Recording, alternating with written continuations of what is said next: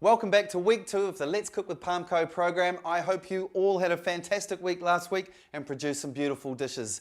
This week though, I'm a little excited because this dish has origins in America, even way back in France. It's a bit of a fusion dish, a chicken gumbo. Now the inspiration for me comes from a little bit of time that I spent in the States.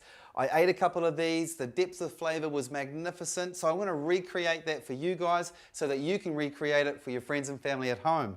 It's really simple. I've stripped back all of the ingredients just to the core ingredients to keep it better on the budget, but still keep that flavor in, and I think I've done a great job. First off, I've got some chicken, just chicken thighs of course, because they keep nice and moist. I've had them browning in the pan here for a couple of minutes. The trick is though, as soon as they're nice and caramelized, because that's the flavor, whip them out of the pan as fast as you can. Okay, chicken comes out. The next thing I'm going to put in there is a little bit of chorizo. Now the reason I'm reserving that chicken and setting it aside is because I don't want it to overcook. Now thigh will stay nice and moist as I said, but don't overcook it. Now, finely diced chorizo. Any chorizo will work for this dish. It is completely up to you. But I will say this, if you spend a little bit more money on it, the difference in flavor is massive. So really it's up to you. So I'm just going to increase the heat to medium-high heat now because I do want to get a little bit of caramelization around the outside. Chorizo in. Okay, I'm just going to combine that for a couple of minutes. As soon as you see the caramelization starting to come around the pan, take them out, reserve them with the chicken.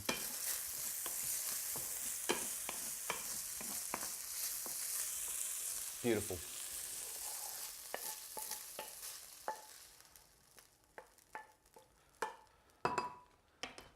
Right, return the pan to the heat, okay? Add a little bit more oil at this stage. Not too much.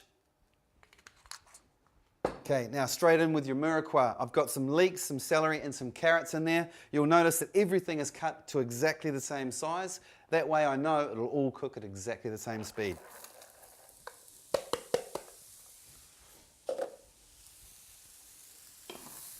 Now, I just want to cook these until they're slightly translucent.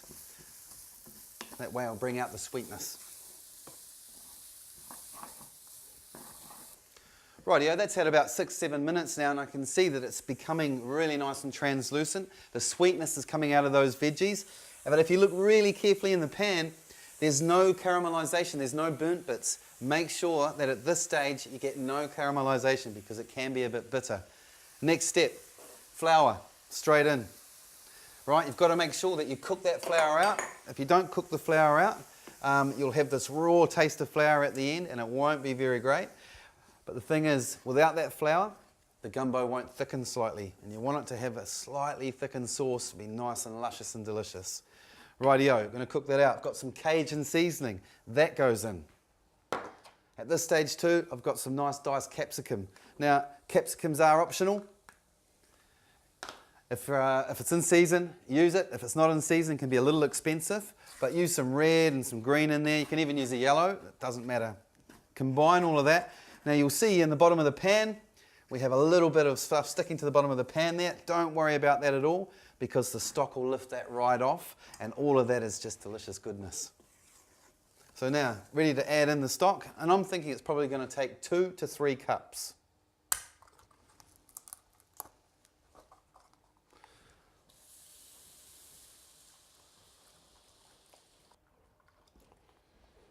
Okay, now keep that stock handy because you never know if you need to add in a little bit more. Gently combine, scraping all that goodness off the bottom of the pan. Starting to smell delicious. You want to bring that to the boil.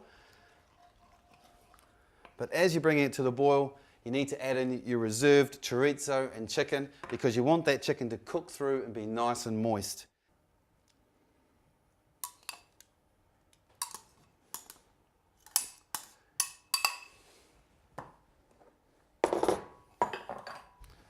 Okay, now gently combine all of that. Okay, now we can leave that. That's going to take about 20 minutes to kind of let all of those flavors infuse. So while that's simmering away for 20 minutes, we should get the rice on so everything's ready at the same time. So I've got my beautiful Breville rice cooker. Nothing is more simple than using a rice cooker. So I've got a couple of cups of wild rice today, and I'm using brown rice and wild rice. Really, for me, it's about taste and texture. It's a bit nuttier and it's a bit bouncier in the mouth, so I think it's delicious. Straight in, 2 cups of rice. Okay, on top of that, 2 cups of water. The lid goes on, rice cooker on, 20 minutes, we're going to have beautiful, perfect, fluffy rice.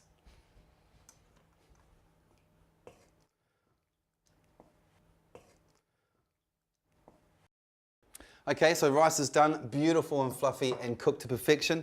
So now it's just about plating up the gumbo. If you're going to serve it with your family, you could bring it out in a nice big bowl.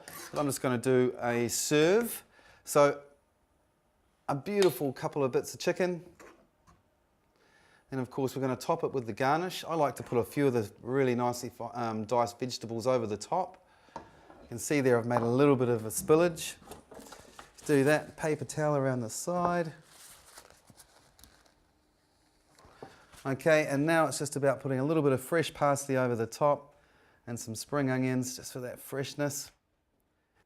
And there you have it, my delicious chicken gumbo. Now we're really lucky today to have Claire Turnbull from the Healthy Food Guide magazine. Now Claire, you're here to tell us exactly why that is so good for you to eat. I am. It's a beautiful dish and it's really nicely balanced nutritionally. We've got some great chicken in there. I'm thrilled to see that you took the skin off because that just keeps the fat component of the dish down. Absolutely. I think the finished dish looks better too because you don't get that film of fat around the top of the dish, which you get from chicken skin. So. Yeah, and you just don't need it. I mean, you've packed it with flavour by adding lots of herbs. The little bit of chorizo adds a lot of flavour and loads of vegetables in there, which is really good because we all need to be eating more veggies. Absolutely. And I find the smaller you cut them, your kids don't know they're in there, so they're eating more of them. Yeah, and reduced salt stock was a real winner for me. Absolutely. Because we eat too much salt here in New Zealand, and that's an easy way just to make a swap to go to the reduced salt one. Fantastic. You know, well, I've had a lot of fun today cooking that dish, and I hope you guys at home have even more fun. But make sure you upload those photos so we can all have a look and get cooking.